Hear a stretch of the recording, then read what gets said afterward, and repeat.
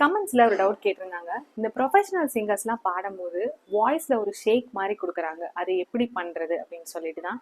இப்போ எக்ஸாம்பிளுக்கு பார்த்தீங்கன்னா, ஜானு தாம் மரதம் தாம் இங்கு உந்தன் கையில் சுவர்க்கம், இப்படி ஒரு சாங் இருக்கா? இந்த முத்தமிழை சாங்ல இந்த குறிப்பிட்ட ஒரு வேர்ட் பாருங்களேன். இங்கு உந்தன் கையில் சுவர்க்கம். இந்த இந்த மாதிரி ஒரு கமகங்கள்லாம் எப்படின்னா, நிறைய குரூப் ஆஃப் நோட்ஸை ஃபாஸ்டா பாடும்போது தான் உங்களுக்கு அது ஒரு ஷேக் மாதிரி கேக்குது.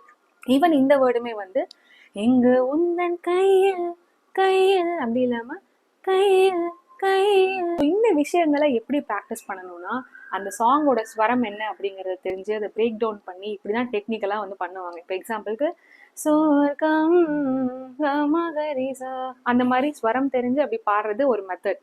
சப்போஸ் உங்களுக்கு ஒரு பிகினர் இந்த மாதிரி இவ்வளோ டீட்டெயிலில் நான் கர்நாடிக் படிக்கல அப்படின்னா, அந்த சாங்கோட ஸ்பீடை கம்மி பண்ணி கேளுங்க. இப்போ வந்து அந்த கம்மி பண்ணீங்கன்னா அது எப்படி கேட்கும்னா, சோர்க்கம், அதை வந்து உங்களுக்கு புரிஞ்ச உடனே அதே மாதிரி ஸ்லோவா பாடி பார்த்து கொஞ்சம் கொஞ்சம் கொஞ்சமா அந்த ஸ்பீட் இன்க்ரீஸ் பண்ணலாம். சோர்க்கம் அந்த மாதிரி குவிக்கா வரும். ஸோ இந்த மாதிரி ஒரு விஷயங்களை வந்து நீங்க சாங்கை கேட்கும் போதே வந்து யூடியூப்லேயே வந்து ஸ்பீடை கம்மி பண்ணி கூட கேட்டு ப்ராக்டிஸ் பண்ணலாம். இல்லைனா மியூசிக் ஸ்பீட் சேஞ்சர் அப்படின்னு ஒரு ஆப் இருக்கு. நிறைய இந்த மியூசிக்கை ஸ்பீடை குறைக்கிற மாதிரி நிறைய ஆப்ஸ் இருக்கு. ஸோ அந்த ஆப்ல அந்த சாங்கை டவுன்லோட் பண்ணி இம்போர்ட் பண்ணி எந்தெந்த லைன் உங்களுக்கு கஷ்டமா இருக்கோ, இந்த மாதிரி ஃபாஸ்டான ஃப்ரேசஸ் வருதோ அதை கேட்டு ப்ராக்டிஸ் பண்றது மூலியமா அந்த கமகங்கள் அந்த ஷேக்ஸை வந்து உங்களால ஈஸியாக அட்டம் பண்ண முடியும். ஸோ இந்த டிப் கண்டிப்பா உங்களுக்கு ஹெல்ப்ஃபுல்லா இருக்கும்னு நம்புறேன்.